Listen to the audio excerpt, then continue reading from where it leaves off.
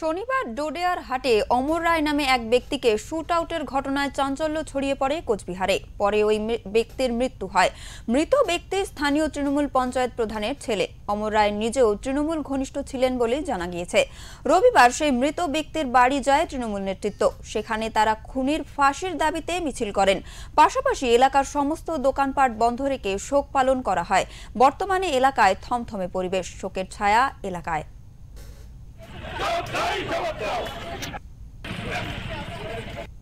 যে ছেলেরা চারজন ছিল তার মধ্যে সবাই না নিজের,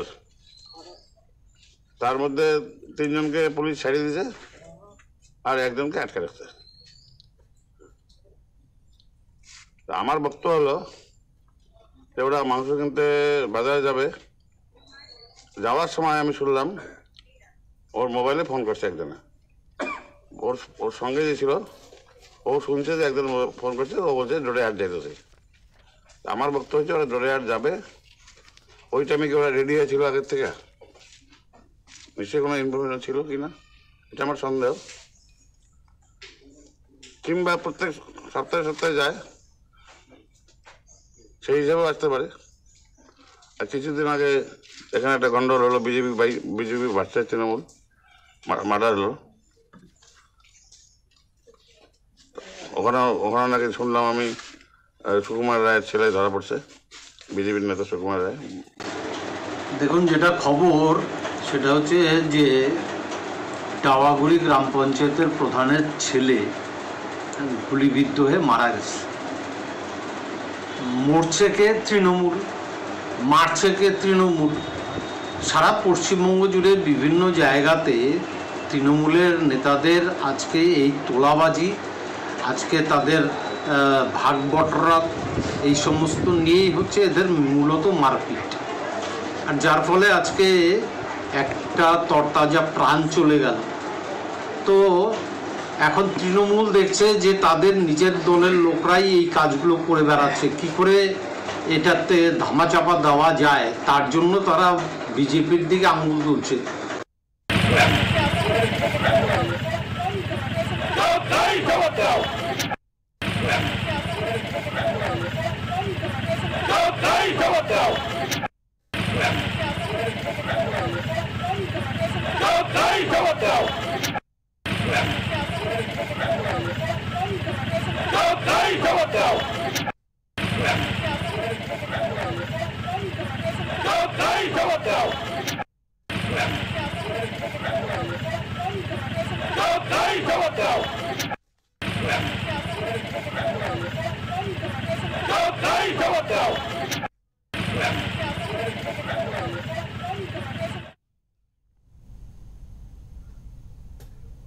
আমাদের সঙ্গে রয়েছে আমাদের প্রতিনিধি সূর্যজ্যোতি পাল। সূর্যজ্যোতি, গতকাল তৃণমূল নেতার ছেলে মারা গিয়েছেন, তার এখন বর্তমানে সেই এলাকার কিরকম পরিস্থিতি রয়েছে, যদি সবিস্তারে আমাদের জানাও।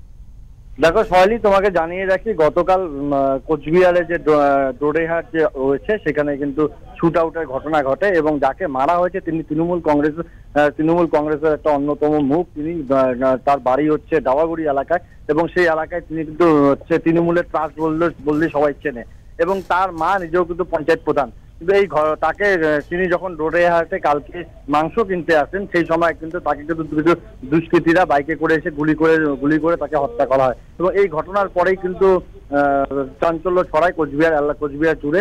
এর পরবর্তীতে কিন্তু কোচবিহার পুলিশ সুপার যে রয়েছে দ্যুতিমান ভট্টাচার্য, তিনি কিন্তু এই বিষয় নিয়ে বিবৃতি দেন। তিনি বলেন যে এই ঘটনা তদন্ত চলছে, খুব শীঘ্রই দুষ্কৃতীদেরকে আটক করা হবে। তবে পুলিশের এই ভূমিকায় কিন্তু যথেষ্ট প্রশ্ন উঠতে শুরু করেছে যে কোচবিহার পুলিশ ঘুমোচ্ছে, না হলে পরে এর দিন দুপুরে এরকম একটা ঘটনা কি করে হয়। এই ঘটনার পরে আজ যে ডাওয়াগুড়ি যে এলাকা রয়েছে, অমর রায় যিনি মারা গিয়েছেন তার যে বাড়ি ডাওয়াগুড়ি এলাকায়, সেখানে কিন্তু তার দেহ নিয়ে আসা হয়। ময়নাতদন্তের পরে তার দেহ নিয়ে আসা হয়। সেখানে উপস্থিত ছিলেন তৃণমূল কংগ্রেসের জেলা সভাপতি অভিজিৎ দেব ভৌমিক, উদয়ন গুহ সহ জগদীশ চন্দ্র বর্মা বসুনিয়া সহ তৃণমূলের অন্যান্য আধিকারিকরা। এই ঘটনার পরেই তৃণমূল কংগ্রেসের থেকে কিন্তু সেই এলাকায় মিছিল করা হয় এবং প্রতিবাদ মিছিল করা হয় এবং যে দোষী রয়েছে তার কিন্তু ফাঁসির দাবি করা হয়। এই ঘটনার পরেই এলাকায় কিন্তু শোকের ছায়া নেমে এসেছে এবং এলাকার যে বাজার রয়েছে সেই বাজার আজকে কিন্তু বন্ধ ছিল। ঘটনার শোকের ছায়া নেমে এসেছে। সোহেলি, একদমই সূর্য, যদি আমি জানতে চাইবো এটাও যে মৃত যুবকের বাবা তিনি কাকে দোষারোপ করছেন এই ঘটনায়? এই ঘটনায় সরাসরি ভাবে বিজেপির দিকে আঙ্গুল না তুললেও কিন্তু এক প্রকার ভাবে কিন্তু বিজেপির দিকে আঙ্গুল তোলা হচ্ছে। কারণ তৃণমূল জেলা সভাপতি থেকে শুরু করে মৃত অমর রায় যে রয়েছে তার যে বাবা, তাদের কিন্তু একটাই বক্তব্য, যদি অমর রায় যদি না থাকেন তাহলে পরে কিন্তু বিজেপিরই সুবিধা হবে। কারণ সে যেহেতু ওই ডোডেয়ার যে এলাকা রয়েছে সেখানে কিন্তু অমর রায় যে রয়েছে তিনি কিন্তু সেখানকার ট্রাস্ট, তিনি তাকে কিন্তু এক নামে সবাই চেনে, তৃণমূলের মুখ বলে তাকে চেনে। এবং পাশাপাশি তিনি কিন্তু ব্যবসা যে করতেন, তিনি তার নিজস্ব ডাম্পার রয়েছে এবং তিনি বালু বজির ব্যবসা করতেন। পাশাপাশি তিনি কিন্তু এলাকার যে জমির যে ব্যবসা, জমি কেনা বেচার যে ব্যবসা, তার সাথেও তিনি যুক্ত ছিলেন।